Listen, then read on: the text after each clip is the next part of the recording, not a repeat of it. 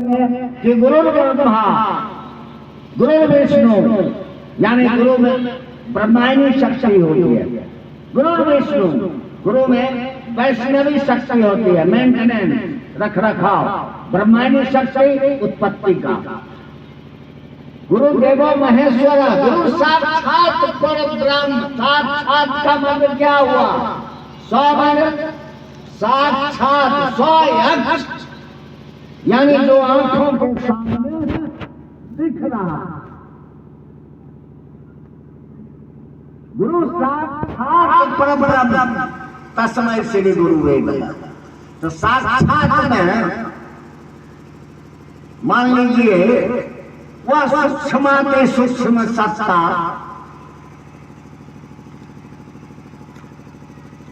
जिस शरीर का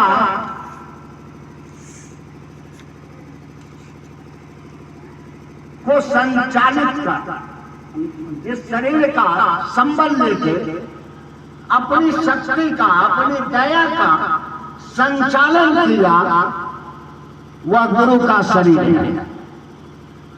मूल गुरु से भी है सत्यानुभूति पढ़िएगा कि विभिन्न प्रकार के गुरुओं एवं सदगुरुओं में महेश्वर शिव का दया भाव ही विभिन्न अंशों में, विभिन्न अंशों में प्रस्फुटित होता है। यही ना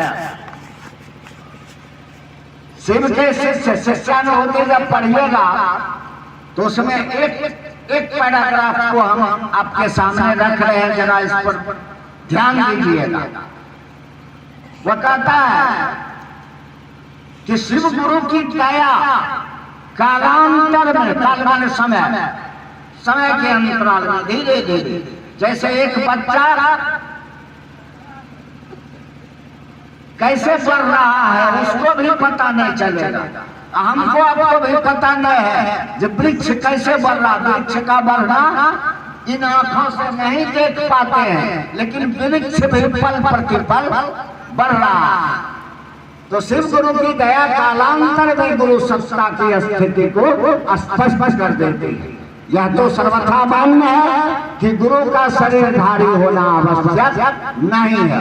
बहुत भाई कहते हैं, सुना है कि जरा खानी ऊंचाई गल खानी, मने ऐसा नहीं है। भगवान बुद्ध शरीर में नहीं है तब भी उनका शिष्य काम कर रहा है। महावीर नहीं है, उनका शिष्य गुरु शिष्य परंपरा चल रहा है। चाहे मोहम्मद साहब हो, जो भी हो, मच्छिंद्रनाथ हो, गोरक्षनाथ हो, जिन लोगों ने शिव को गुरु माना और स्वयं गुरु पद पर प्रतिष्ठित हुए, स्वयं गुरु हुए, लेकिन आम जनमानस को, हमारे आपके ऐसे आम जनमानस, आम नागरिक को या किसी ने नहीं कहा साहब हरिवल्लभानंद के पहले 10,000 साल के इतिहास में आज तक किसी ने नहीं कहा कि शिव आपके भी गुरु हो सकते हैं। और जब नहीं कहा, जब रसगुल्ला खाने का अधिकार नहीं है तो काहे हम पूछेंगे कि रसगुल्ला मीठा लगा कि खट्टा लगा? खाने का रहता तब तो उन्होंने दिया हमको, आपको। और वो पंक्ति कह रहा है कि शिव के शिष्य जानते हैं कि गुरु का शरीरधारी होना आवश्यक नहीं है।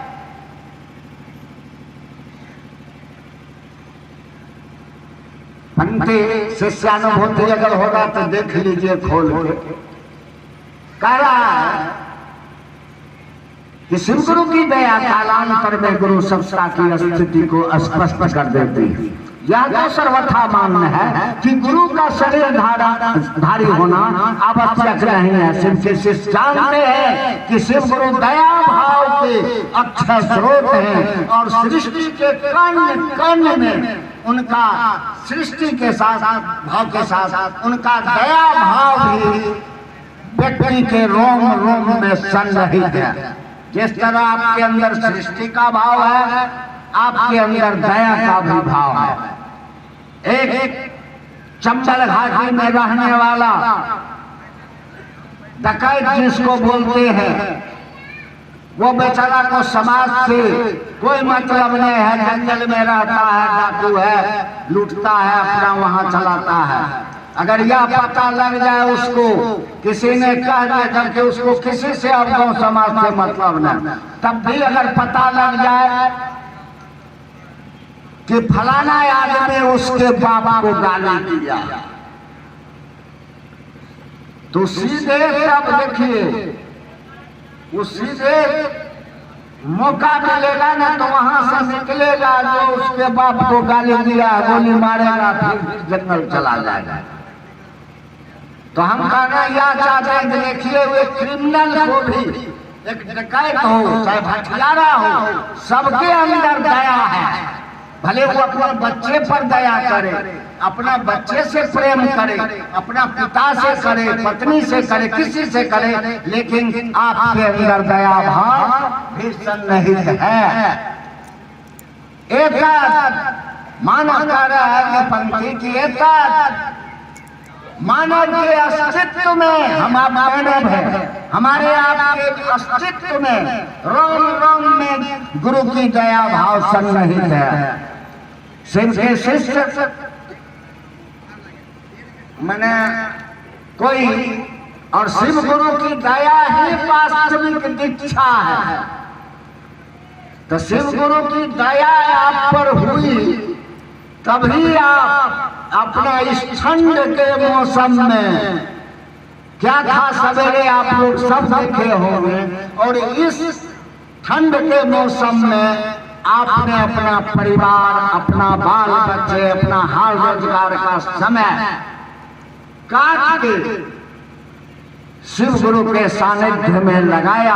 आए आप सचमुच में महान हैं और आपके साथ गुरु की दया है।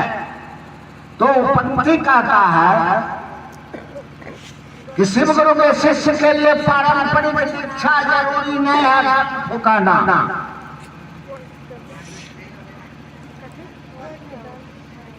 जीवात्मा से जुड़ी माने हमसे आपसे जुड़ा हुआ जो चीज है, हवा पानी आग पत्ता,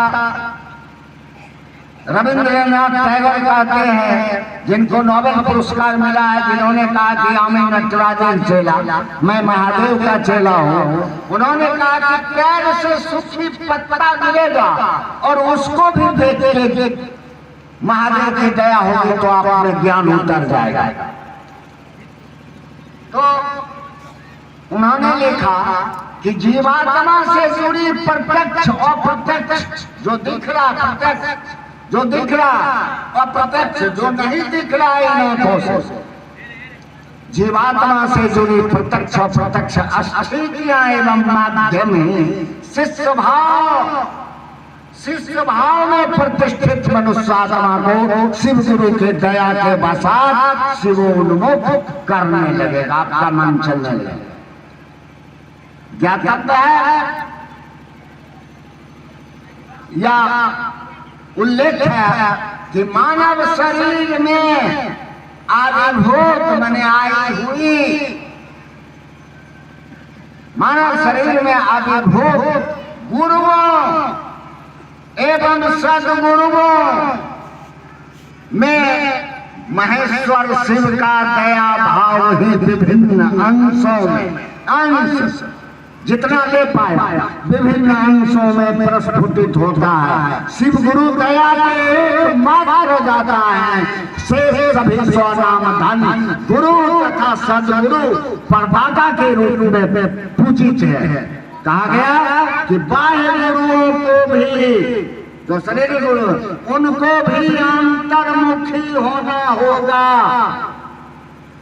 वाणी बोली सब मौन व्याख्यान की सीमा से परे जाकर शिष्यात्मा की परमात्मा से अवनति सुनिश्चित करनी होती है। गुरु सत्ता की शरीरी स्थिति गुरु शिष्य संबंध में महत्वपूर्ण नहीं मानी जाती है। आज भी गुरुओं एवं सदगुरुओं के देहावसान के उपरांत भी उनकी शिष्य परंपरा निर्विघ्न चलती है। तब बस इससे समझ लीजिए कि गुरु का शरीरधारी होना आवश्यक नहीं है। और हम आपका शुरू साहब कहते आए कि मारे का शरीर है जो खाएंगे, ताकि उन्होंने जो कहा हम आप उनके बताए हुए मार्ग पर चलिए। शरीर जो जाते होंगे भाई बहन रांची मिलने के लिए, साहब कहते होंगे कि हमसे मिलिए या ना मिलिए, मिलना जरूरी नहीं है। लेकिन अगर हमको पकड़ के बैठ जाइएगा तो ठहर जाइएगा, हमरा कहा छोड़ के चलिएगा तो शिव का पता गुम हो जाएगा। तो शिव का पता गुम होने नहीं दीजिए। जो उन्होंने कहा है उस पर हम आप खड़ा रहिए और उसी को अपना मने गठिया पे चलिए। यही हम कहेंगे कि दिल के कोने में जहाँ भी हो, ये शिष्यता की चिराग आपने जो जलाया है, या चिराग बुझने नहीं पावे। भले चिराग जब जलता है तो कभी कभी कुछ देर के बाद उस दिया में फुलिया भी लग जाता है, जो रोशनी को कम करता है। तो माँ बहन करते होंगे कि दिया का फुलिया कैसे झाड़ देते हैं, अब फिर दिया अपने लौ में चलने लगता है। तो सिर्फ शिष्यता में फुलिया नहीं लगने दीजिएगा। और अगर इस जिला में फुलिया लग गया तो महादेव को हम कुछ दे नहीं पाए। महादेव का हम गर्दन उतार रहे हैं, बुझे। चूंकि अरे जहाँ 20 साल 32 साल साहब का समय गुजरा, अगर वहाँ का लोग अगर इस बात को नहीं समझ पाए, समझा पाए दूसरे को, तो अगर जिला तो इसका बच्चा होगा कि ना? और बोलिए ना, होगा कि ना? जब आप भी जहाँ सबसे पहले काम शुरू हुआ, जहाँ महादेव का आदेश आया, वहीं के लोग अगर सो जाए तो बाकी जिला दोष मुक्त है कि ना? इसलिए इसका ख्याल रखिए। चलिए, गुरु फल प्रतिफल आपके साथ हैं, इतना विश्वास रखिए। जिन्होंने वह महादेव चाहे कोई भी हो, जो सस्ता हो, लेकिन उन्होंने शिव की दया को लेटरिन बाथरूम तक उतारा कि नहीं फुर्सत मिले तो कम से कम लेटरिन में भी 2 मिनट महादेव से दया मांगिए कि हे शिव, आप मेरे गुरु हैं, मैं आपका शिष्य हूँ, आप मुझ पर दया कर दीजिए। कहा उन्होंने देखिए जो आज तक सदियों से पूजित रहा है, जिन पर आज तक किसी देवी देवता ब्रह्मा विष्णु जो भी हो, किसी ने उंगली उठाने का साहस नहीं किया। मात्र शिव ही एकमात्र ऐसे हैं, देवादिदेव महादेव, जिन पर आज तक साहेब वेद हो, शास्त्र हो, कहीं से प्रश्न चिन्ह खड़ा नहीं हुआ। कोई प्रश्न इन पर आज तक नहीं उठा है। अगर हमारे आपके क्रियाकलाप से कहीं प्रश्न उठता है, किसी गुरु भाई बहन के मन में भी हमारे आचरण व्यवहार से अगर प्रश्न उठता है, तो उसका दोषी तो हमको दोष लेना ही पड़ेगा। भले अभी कुछ नहीं मिल रहा है, लेकिन आज कल साहब कहते थे, समझ रहे हैं समझिए, और नहीं समझिएगा ना तो कोई समझाने वाला है जब समझा देगा। लेकिन वो जब समझाएगा तो थोड़ा फड़फड़ाएगा। और गुरु तो दया के सागर हैं। गुरु तो आपको खेल खेल में आपको शिव बनाने की जिम्मेवारी लिए है। साहब ने कहा ना कि मैं आपको मंजिल तक पहुंचाने का भार वहन करूंगा। मखनलाल चतुर्वेदी की पंक्ति उन्होंने कहा ना, मैं हूं सजनी मेल का पत्थर, अंक पर हो चुपचाप पधारो, कहाँ हमने लटक जाओ। उन्होंने कहा कि मैं हूं सजनी मील का पत्थर।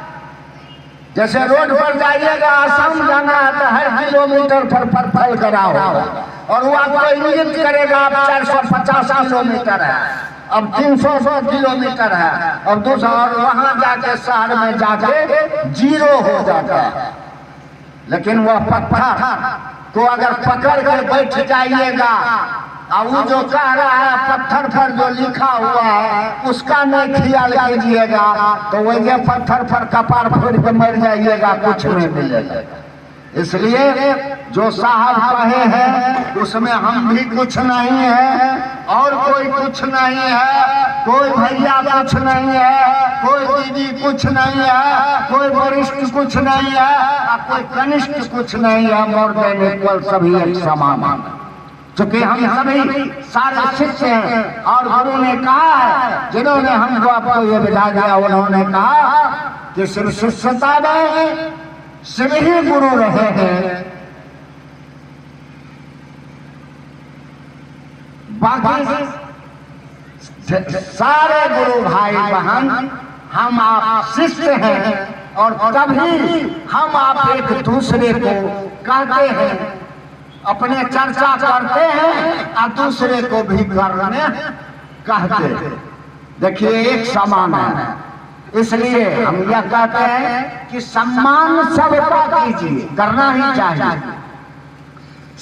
समाज, परिवार, राष्ट्र, आओ चले शिव की ओर। उन्होंने कहा ना कि आओ चले शिव की ओर। एक आध्यात्मिक आह्वान है जिसमें अंतर्निहित है परिवार, समाज, देश की मर्यादाओं को ध्यान रखते हुए, ख्याल करते हुए शिव की ओर चलना और चलते ही रहना।